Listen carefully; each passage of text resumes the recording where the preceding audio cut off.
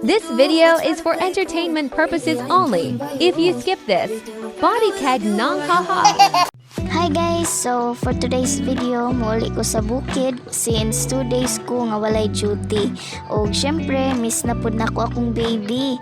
Dili na lang unta ko muli kay kasapliti, pero unsaon man, mingawon man gid ko sa akong bugoy. Og usa pa sad guys, gimingaw na ko glimpyo sa among balay. Og tuod, pag abot pa lang nako samtang naghangos og tinunga sa bungtod, mao ni akong naabtan. Nagsamok lang agi, murag gibagyo or giagian og gira ning balaya gyud.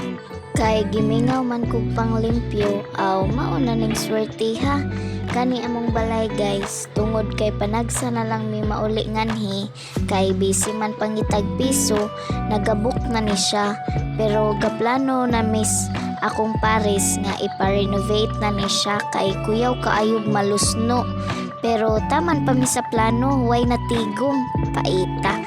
Hinoon di masamang mangarap, pero may untag ma-down na ni siya, ma-renovate na ni, para goods ba.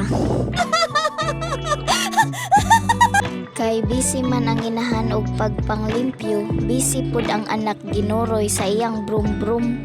Dako na gyud si Dodong, pwede na punan.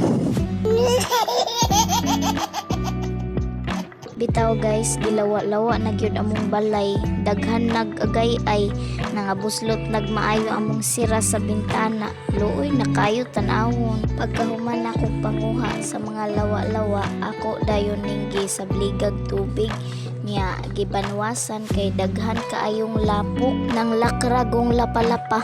Ako unta ning butangan og floor wax guys, pero wala man say naninda diri sa duol niya. Nakalimot pud kog hapit, abin man akog dili ingon ani kahugaw. Panagsaman tuod ko kalimpyo pero tiningob sad lagi. May gani ring akong bugoy diri kay wala gisapot. Nalingaw ra sad gyud taon siyag duwa. Tsadan, nahuman na gyud taon, porma ng balay.